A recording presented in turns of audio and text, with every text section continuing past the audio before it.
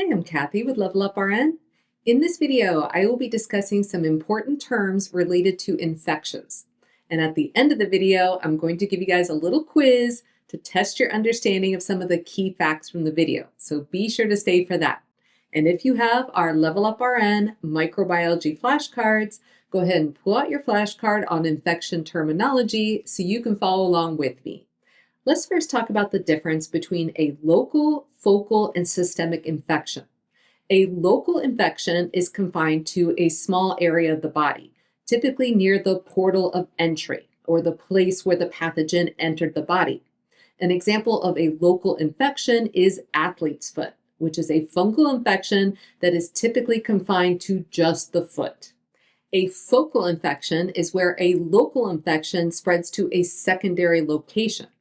For example, if someone has periodontitis or gum disease, the bacteria from the infected gums can travel in the bloodstream to the heart and infect the heart valves.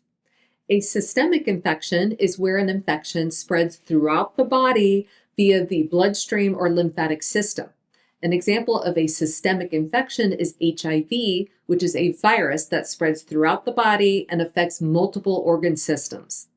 Let's now talk about the difference between a primary and secondary infection. A primary infection is the initial infection caused by a pathogen.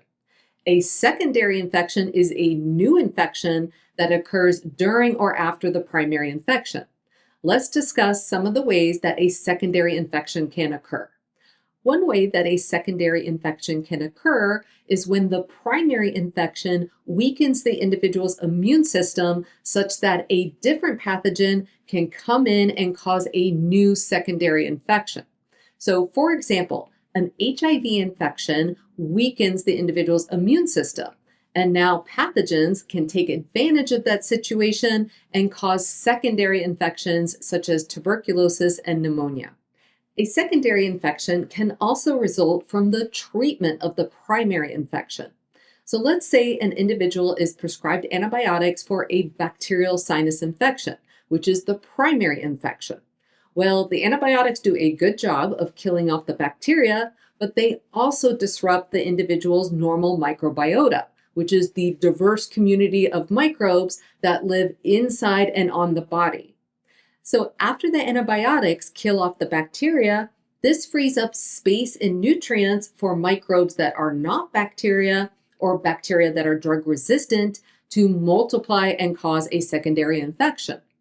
For example, it is very common for women who take antibiotics for a bacterial infection to end up with a vaginal yeast infection, which is a secondary infection. All right, it's quiz time, and I have 3 questions for you. Question number 1. A blank infection is confined to a small area of the body, typically near the portal of entry. The answer is local. Question number 2. How can antibiotics cause a secondary infection? The answer is antibiotics disrupt the normal microbiota, which allows opportunistic pathogens to multiply and cause a secondary infection. And question number 3, a blank infection occurs when a pathogen spreads throughout the body via the bloodstream or lymphatic system.